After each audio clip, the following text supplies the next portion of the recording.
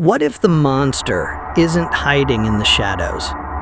What if he's the one holding the door for you? The handsome, well-dressed stranger who offers to help carry your books. The man with the charming smile and the arm in a sling who just needs a little help. You feel the last bit of breath leaving their body. You're looking into their eyes.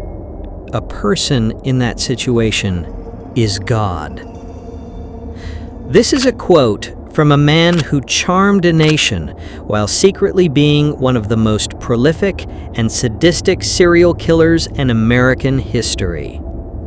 He wasn't a disfigured outcast or a social hermit. He was a law student, a political activist, a crisis hotline volunteer. He was the man next door. This is the story of how evil wore a handsome face. How do we truly know the people we trust?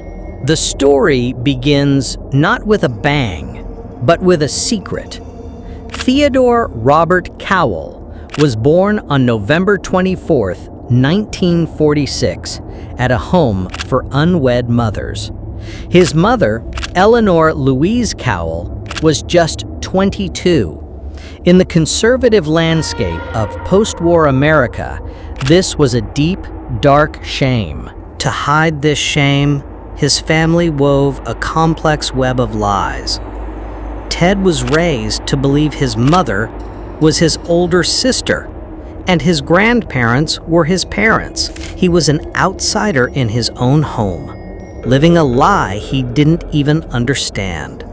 His grandfather, Samuel Cowell, was a tyrannical, violent man. Neighbors reported him beating his wife, the family dog, and even swinging cats by their tails. This was the father figure in Ted's life, a man defined by rage and a lack of empathy. Ted grew up shy, awkward, and filled with a simmering resentment. To the outside world, Ted Bundy was building a perfect life. He graduated from the University of Washington with a degree in psychology. He was smart, articulate, and devastatingly handsome. He used this charm as a weapon. But a key event fractured his carefully constructed facade. His college girlfriend, a wealthy, beautiful woman named Stephanie Brooks, broke up with him, citing his lack of ambition and immaturity. The rejection devastated him. Years later, after transforming himself into a successful law student, he rekindled their romance, only to abruptly dump her, an act of cold, calculated revenge. Many investigators believe this event cemented his rage against women who looked just like her. The mask began to slip in early 1974. A terrifying pattern emerged in Washington and Oregon. Young women, college students, bright and full of life, started to vanish without a trace. Linda Ann Healy, a 21-year-old student, disappeared from her basement bedroom. The only signs of a struggle were a neatly made bed and a small blood stain on her nightgown. The community was confused. The police were baffled. These weren't runaways. This was something new, something sinister. There were no witnesses, no suspects, no bodies. Just a growing sense of dread that swept across college campuses. Parents told their daughters to be careful, to not walk alone at night. But how do you protect yourself from a killer who looks like everyone's all-American dream? The disappearances were just the beginning. The Phantom Predator, who the media began calling Ted, expanded his hunting grounds. He enrolled in law school in Utah in the fall of 1974, and the disappearances followed him there. His audacity reached a terrifying peak on a single, sun-drenched day at Lake Sammamish State Park. A handsome man, his arm in a sling, approached multiple women asking for help loading a sailboat onto his tan Volkswagen Beetle. Two women, Janice Ott and Denise Naslund, agreed to help. They were never seen alive again.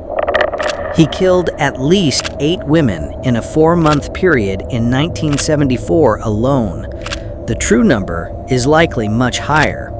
He was a machine of death, moving from state to state, leaving a trail of missing persons posters and grieving families in his wake.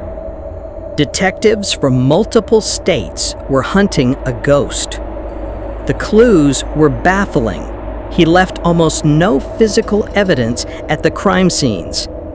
But he was getting sloppy, arrogant.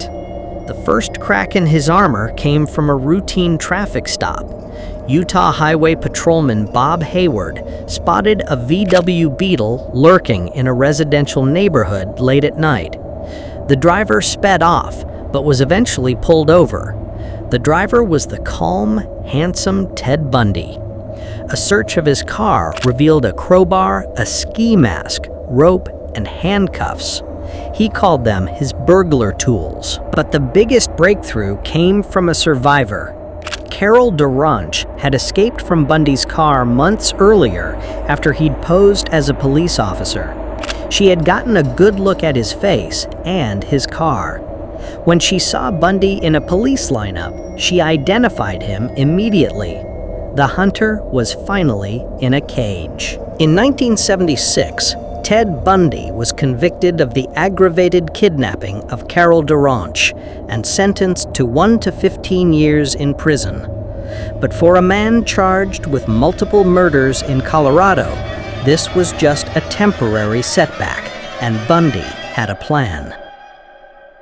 Bundy jumped out of this second-story window at the front of the Pitkin County Courthouse this morning. He was scheduled for a court appearance and apparently had been locked into the law library by sheriff's deputies while attorneys were arguing a motion to strike the death penalty.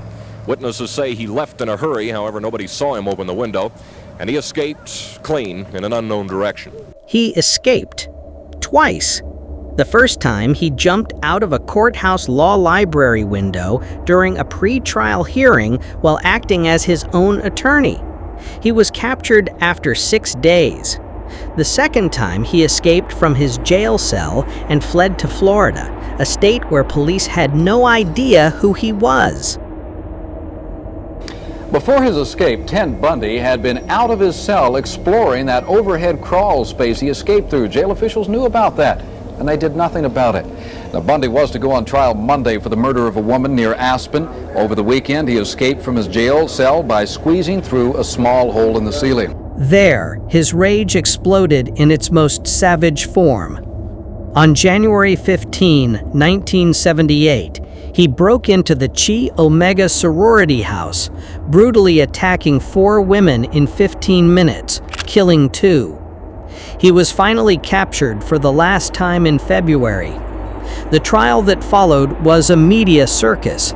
Bundy, ever the narcissist, played to the cameras, but the evidence was overwhelming, including a bite mark on one of the victims that was a perfect match to his own teeth. I had 5 skull fractures and multiple contusions in my head, and because of the skull fractures, the 8th nerve was damaged, and I lost the hearing in my left ear and the equilibrium, and I had a broken jaw, and my left shoulder was pulled out of joint. That I did not look at these because these were fake views. How many times must I go over this? All right, sit down. Just gather yourself. The show was over. Ted Bundy was found guilty of murder and sentenced to death. He spent a decade on death row, confessing to dozens of murders in a last-ditch effort to delay his fate. He admitted to killing at least 30 women across 7 states, but the true number may never be known. His case changed everything. It led to the creation of the FBI's Violent Criminal Apprehension Program, or VICAP. It helped coin the term serial killer. He became a dark icon in pop culture, a chilling reminder that the most terrifying monsters are the ones who look just like us. In his final interview, just hours before his execution, Bundy was asked if he was taking responsibility for what he did. He looked into the camera, his own mask of sanity finally gone, and blamed everything but himself. Pornography, society, his upbringing.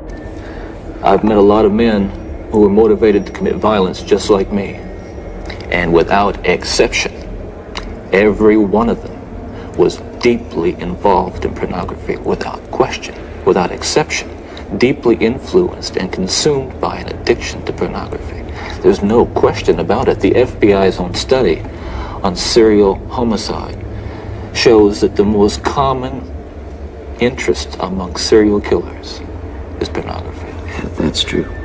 And it's real. It's true. During his Florida trial, he married a former co-worker, Carol Ann Boone, in the middle of the courtroom by exploiting an old Florida law. She believed in his innocence, and they even conceived a child while he was on death row. Compared to other killers, Bundy's method was unique. While John Wayne Gacy used a friendly clown persona to lure children, and Jeffrey Dahmer preyed on the marginalized, Bundy weaponized his good looks and intelligence to hunt the girl next door, making society realize that evil doesn't always advertise itself. Ted Bundy, even in death, stirred hatred.